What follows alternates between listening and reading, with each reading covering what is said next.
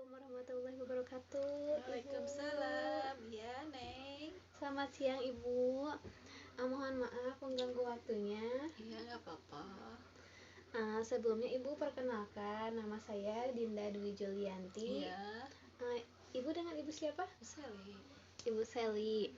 Ibu Sally, mohon izin mengganggu waktunya ya Bu ya. Di sini saya akan menyampaikan penyuluhan mengenai nutrisi pada bayi dan anak Bu. Oh iya. Sebelumnya, apakah Ibu di sini sudah punya anak? Sudah. Wah, alhamdulillah ya Bu ya. Berarti penyuluhan ini sangat cocok untuk Ibu. Oh iya. Ibu, penyuluhan nutrisi pada bayi dan anak ini sangat penting untuk menunjang pertumbuhan bayi dan anak. Oh iya. Agar kelak bayi dan anak kita gizi dan nutrisinya terpenuhi Bu. Oh iya. Nah, pertama Ibu, kita harus mengetahui terlebih dahulu apa itu nutrisi. Ya. Ibu, nutrisi itu merupakan zat gizi yang dibutuhkan oleh tubuh untuk tumbuh dan berkembang. Oh iya. Oh iya Ibu, setiap anak itu mempunyai kebutuhan nutrisi yang berbeda-beda loh. Oh iya. Oleh karena itu, untuk menentukan makanan yang tepat pada anak, tentukan jenis bahan makanan yang dapat dipilih untuk disesuaikan dengan menu yang diinginkan. Kita juga harus menentukan jadwal pemberian makan dan perhatikan pula porsi yang dihabiskan si kecil. Oh iya. Oh iya Ibu, istilah nutrien atau unsur gizi itu ada air atau mineral, protein, karbohidrat, vitamin, dan lain sebagainya. Nah, nanti akan saya jelaskan satu persatu mengenai air atau mineral, protein, vitamin, dan lainnya. Sekarang kita akan masuk ke poin selanjutnya, yaitu poin anak. Anak merupakan generasi penerus dan tumpuan masa depan, khususnya bagi ayah ibunya ya Bu ya. Benar? Oh iya. Anak juga merupakan perkembangan yang merentang dari masa bayi hingga usia 5-6 tahun ya Bu ya. Iya. Nah, periode ini biasanya disebut periode prasekolah. Kemudian berkembang setara dengan tahun-tahun sekolah dasar.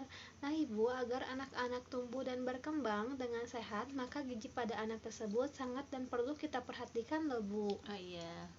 Dengan terpenuhinya kebutuhan gizi seperti karbohidrat yang fungsinya untuk sumber tenaga, protein yang fungsinya sebagai zat pembangun, nah, vitamin serta mineral sebagai zat pengatur. Dengan terpenuhinya nutrisi atau gizi pada anak akan mencegah terjadinya penyakit yang berakibat menghambat pertumbuhan dan perkembangan anak loh Bu. Oh iya. Poin selanjutnya ya Bu, kita akan masuk ke pembahasan bayi. Bayi itu merupakan rentang usia dari 0 sampai 11 bulan. Periode ini dinamakan periode emas. Sekaligus periode kritis. Kenapa demikian, Neng?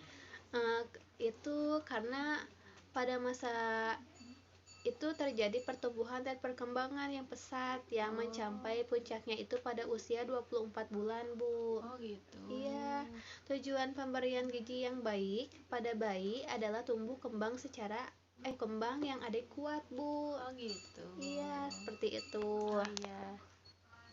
Nah Ibu, rekomendasi WHO juga menyatakan dalam rangka pencapaian tumbuh kembang optimal, yaitu memberikan air susu ibu kepada bayi adalah waktu 30 menit setelah bayi dilahirkan. Oh iya.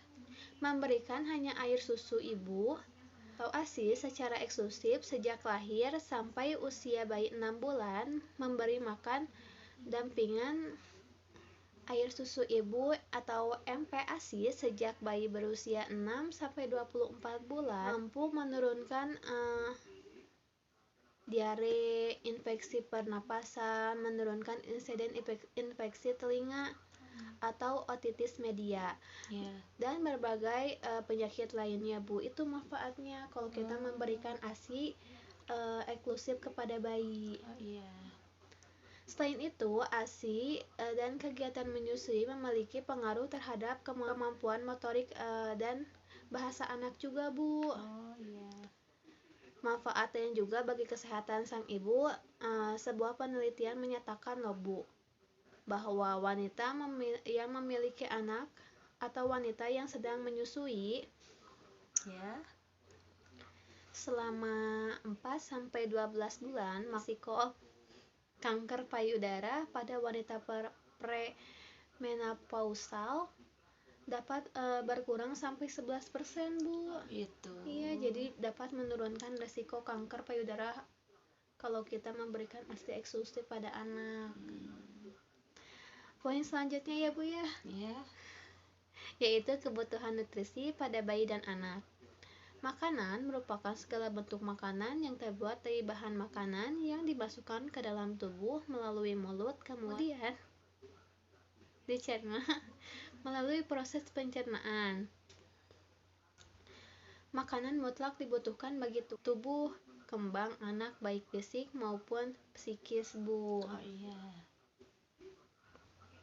Nah, makanan yang masuk ke dalam tubuh diolah menjadi energi, Bu. Oh iya. Nah, kali ini saya juga akan menyampaikan beberapa hal yang perlu dicermati orang tua dalam memilih makanan yang sehat bagi anak. Iya. Yang pertama, kita harus memilih makanan yang seimbang bagi kebutuhan anak. Seimbang nutrisi dan gizinya. Iya. Semestinya anak mendapatkan makanan lengkap dan seimbang mulai dari karbohidrat Ya. seperti beras dan tepung, protein dari lauk seperti daging dan ikan, dari sayuran dan buah-buahan yang kaya akan vitamin. Yang kedua, sajikan makanan dalam bentuk yang sesuai dengan kematangan usia si anak. Yang ketiga, masaklah makanan dan pilih makanan yang tidak terlalu banyak mengandung perasa, pewarna, dan pengawet. Kemudian, Ibu, prinsip gizi seimbang itu ada 4 pilar loh, Bu. Oh iya. Pilar yang pertama, mengonsumsi makanan beragam. Pilar yang kedua, membiasakan perilaku hidup sehat dan bersih. Dengan membiasakan perilaku hidup bersih akan menghindarkan seseorang dari keterpaparan terhadap sumber infeksi, Bu. Ya. Yang ketiga, melakukan aktivitas fisik. Ya. Nah, aktivitas fisik berperan dalam menyeimbangkan zat gizi yang keluar dan masuk ke dalam tubuh. Yang keempat, atau pilar yang terakhir, Bu, yaitu menyeimbangkan atau mempertahankan dan memantau berat badan. Itu, Bu, memantau berat badan. Sebelum dilanjut ke poin selanjutnya, apakah ada pertanyaan, Bu, atau ada hal yang ingin ditanyakan atau diperjelas? Ada. Baik, kita akan lanjut ke poin selanjutnya. Kita akan membahas mengenai kebutuhan nutrisi yang dibutuhkan bayi dan anak, Bu. Nah, ada protein, Bu. Protein mempunyai banyak fungsi loh, Bu. Di antaranya untuk membantu memecah nutrisi menjadi energi sebagai struktur pembangun dalam tubuh dan penghancur racun. Protein terdiri dari bangunan yang disebut asam amino. Asam amino ini biasanya diperoleh dari daging. Sumber protein yang baik antara lain meliputi seperti ikan, kerang, daging, telur, dan kacang-kacangan. Selanjutnya, ada karbohidrat. Karbohidrat dibutuhkan tubuh 60-70% dari total kebutuhan kalori. Jenis-jenis karbohidrat antara lain ada gula. Gula alami dapat ditemukan dalam buah-buahan, sayur-sayuran, dan susu. Gula yang didapat dari bahan alami dapat diubah menjadi glukosa atau zat gula darah. Sel-sel dalam tubuh kita akan membakar glukosa menjadi energi. Kemudian zat tepung. Zat tepung dapat ditemukan di dalam sayuran seperti kentang, buncis, kacang polong, dan jagung. Kemudian serat. Serat merupakan zat karbohidrat yang tidak dicerna oleh tubuh. Ya. Nah, serat juga membantu menyingkirkan lemak berlebih di dalam usus, yang membantu juga mencegah penyakit jantung. Ya. Kemudian, vitamin. Ada 3 macam vitamin yang dibutuhkan oleh tubuh. Pertama, ada vitamin A, yang fungsinya melindungi tubuh dari beberapa infeksi, menjaga kesehatan mata dan kulit. Contohnya terdapat pada wortel, brokoli, bayam, dan lain-lain. Ya. Kemudian ada vitamin B1, vitamin B2, vitamin B3, vitamin B5, vitamin B6, vitamin B9, dan vitamin B12. Nah, ada juga vitamin C, yang fungsinya menjaga kesehatan tulang, kulit, dan pembuluh darah. Makanan yang mengandung vitamin C itu, Bu, ada jeruk, tomat, papaya, strawberry, dan lain-lain. Kemudian, zat yang terakhir ada mineral dan air. Mineral atau air merupakan bagian penting dalam tubuh kita. Bahkan lebih dari 60% dari tubuh kita terdiri dari air atau mineral. Fungsi dari air atau mineral itu sendiri merupakan satu, membantu jaringan seperti sekitar mulut, mata, dan hidung. Yang kedua, mengatur suhu tubuh. Yang ketiga, sebagai bantalan sendi. Jadi, kesimpulannya, kebutuhan nutrisi pada bayi dan anak itu ada 4, Bu. Yaitu protein, vitamin, mineral atau air, dan karbohidrat. Sebelum kita lanjut, apa ada yang ingin ditanyakan, Ibu? Ada, Neng.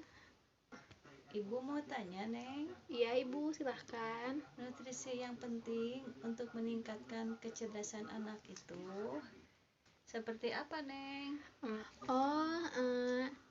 Itu, Bu, nutrisi yang penting untuk meningkatkan kecerdasan anak itu nutrisi yang banyak mengandung yodium, asam amino, asam lemak omega 3, 6, 9, AA, DHA, vitamin B, zat besi, vitamin E, dan lain-lain.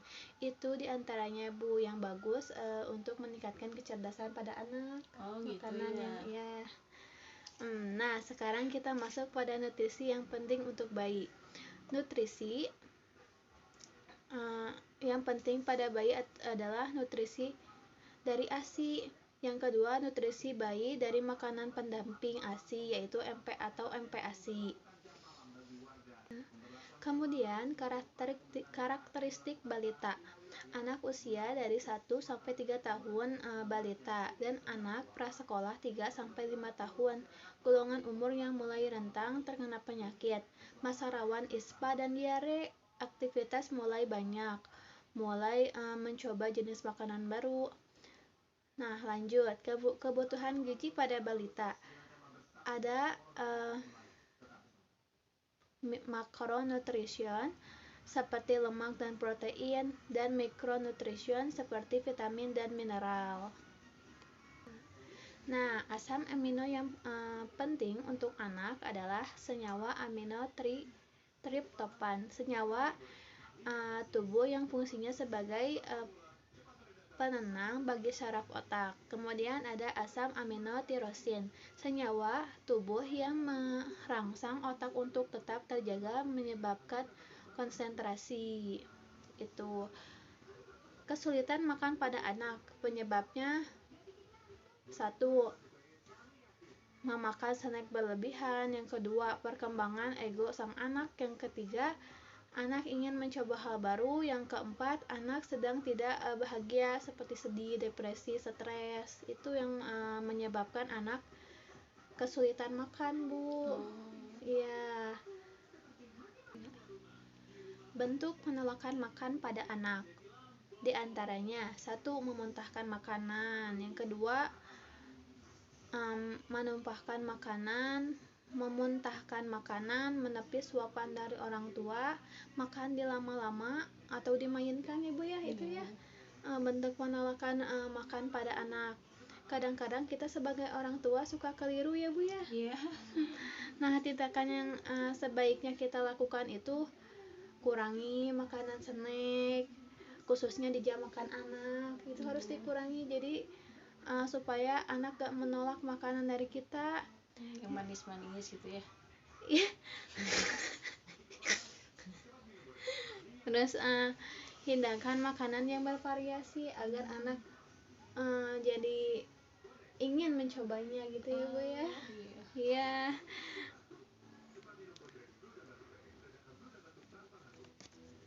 Yang kemudian percantik makanan anak, percantik tampilannya agar anak jadi ingin mencobanya. Nah, ketika anak sedih sebaiknya kita menaikkan moodnya Bu. Lalu berikan makanan bertahap. Yang terakhir berikan anak makanan, biarkan anak makan sendiri. Nah, poin selanjutnya pola makan pada balita. Yang bagus itu bangun tidur, makan pagi, selingan pagi, makan siang, selingan sore, makan malam, dan sebelum tidur. Itu pola makan yang bagus pada balita yang seharusnya diterapkan Bu. Pengaruh status gizi terhadap pertumbuhan dan perkembangan. Pada pertumbuhan, bertambahnya ukuran dan jumlah sel intraseluler atau berarti bertambahnya ukuran fisik. Pada perkembangan, bertambahnya struktur dan fungsi tubuh yang lebih kompleks dalam kemampuan gerak kasar dan halus. Contohnya pada bicara, bahasa, serta sosialisasi dan kemandirian. Kemudian aspek perkembangan yang perlu dipantau. Yang pertama itu kemampuan bicara dan bahasa. Kemudian gerak motorik atau disebut juga gerak halus, kemudian gerak motorik, gerak kasar, dan asosialisasi dan kemandirian. Poin selanjutnya, faktor-faktor yang mempengaruhi perkembangan dan pertumbuhan. Ada pertumbuhan fisik, perkembangan otak, dan faktor sosial. Nah, Ibu, sekarang kita akan masuk ke poin terakhir, yaitu pada poin kesimpulan. Jadi, kesimpulannya, nutrisi ini sangat berpengaruh dalam fungsi organ-organ tubuh seperti mempertahankan suhu, fungsi enzim pertumbuhan, dan pergantian sel yang rusak. Dengan terpenuhinya nutrisi bagi tubuh manusia, khususnya anak dan bayi, akan terhindar dari macam-macam penyakit. Terpenuhinya kebutuhan nutrisi dapat membantu pertumbuhan dalam aktivitas sehari-hari, karena nutrisi juga sebagai sumber tenaga yang dibutuhkan berbagai organ dalam tubuh, dan juga sebagai sumber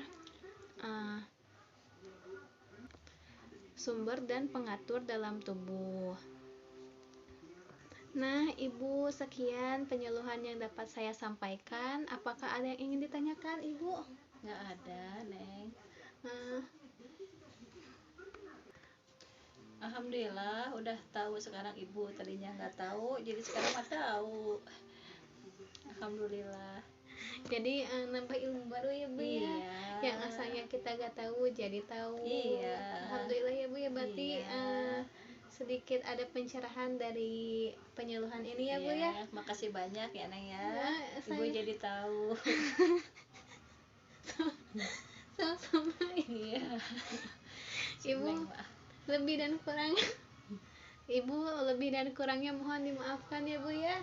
Sama-sama Neng. Apabila ada salah kata mohon dimaafkan ya Bu ya. Sama-sama, Ibu juga makasih udah banyak ilmu yang dapat Ibu. Bisa. Ya Ibu, billahi taufiq wal hidayah. Wassalamualaikum warahmatullahi wabarakatuh. Waalaikumsalam. Terima kasih Ibu ya, terima Sama-sama, kasih sekali Sama-sama. sudah menyempatkan waktunya untuk mendengarkan penyuluhan ini. Iya, sama-sama Neng. Ibu juga makasih. Iya, assalamualaikum